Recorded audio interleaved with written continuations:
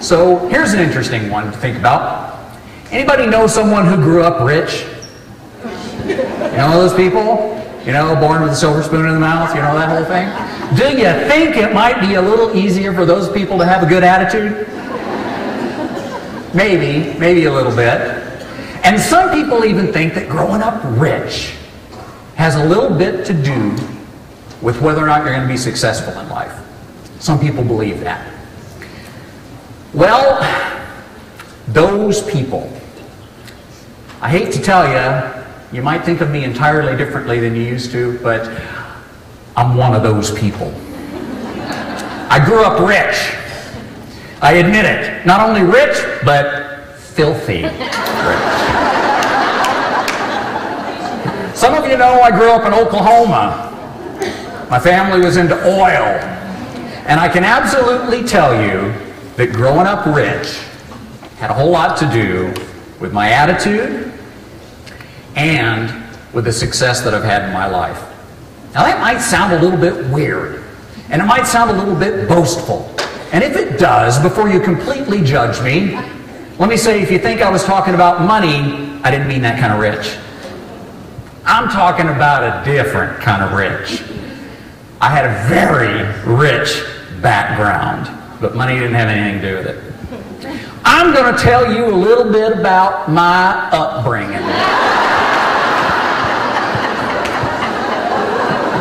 I did grow up in Tulsa, Oklahoma. Now, I live in Vancouver, Canada right now. I've been there for about 10 years, but I grew up in Oklahoma.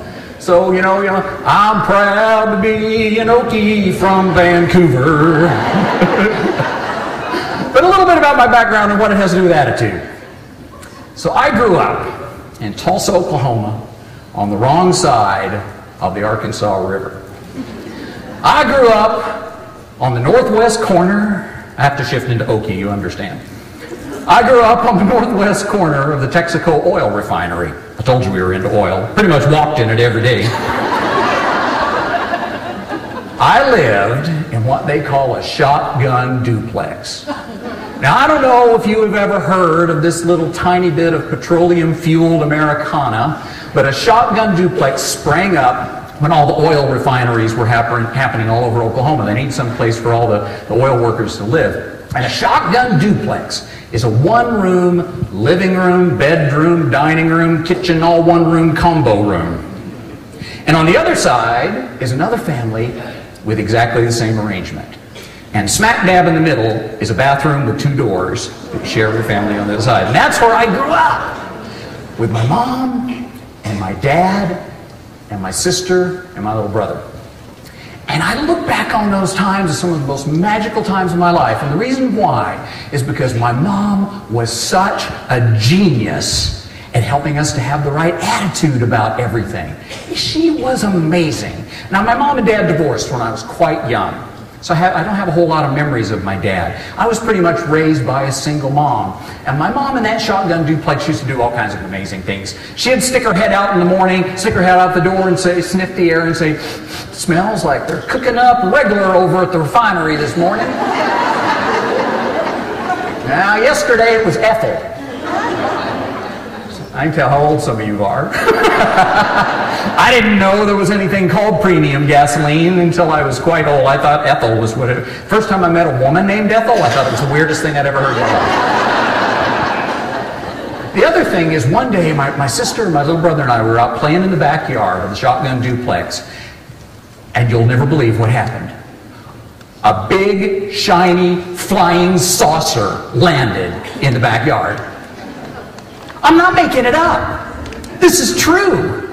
And I can tell you it's true because my mom came and grabbed us and said, "Kids, look, there's a flying saucer and it's landed in the backyard. You gotta go see it right now." Well, what it really was one of those Airstream travel trailers.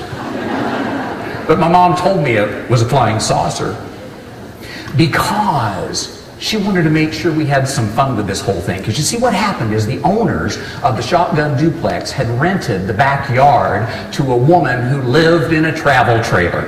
And this woman lived in that travel trailer in our backyard and raised 3 kids in that travel trailer. And her name was Norma. Now, Norma was a nickname. I don't know what her real name was. Norma was a nickname, and it was short for no arms because she didn't have any. But somehow, a woman with no arms raised 3 kids in a travel trailer in the backyard of a shotgun duplex. And on the weekends, Ina Dale and my mom and Norma got together and they played canasta and poker and that sort of thing. And here's Norma with no arms. She's got cards going in this foot. She got a cigarette going in that foot because she was a chain smoker, and somehow was able to get a sip out of a scotch once in a while.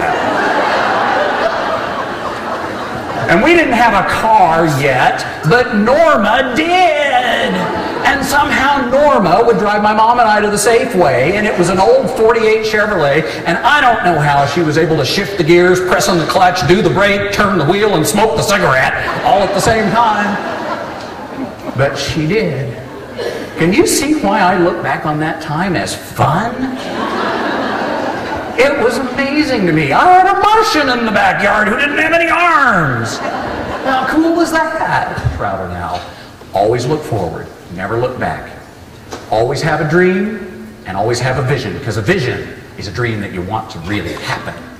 An attitude is what's going to make it happen. So I'm going to have to close, and I'm going to have to run because I'm doing a workshop right after this. I hope you enjoy this. Ladies and gentlemen, thank you very, very much.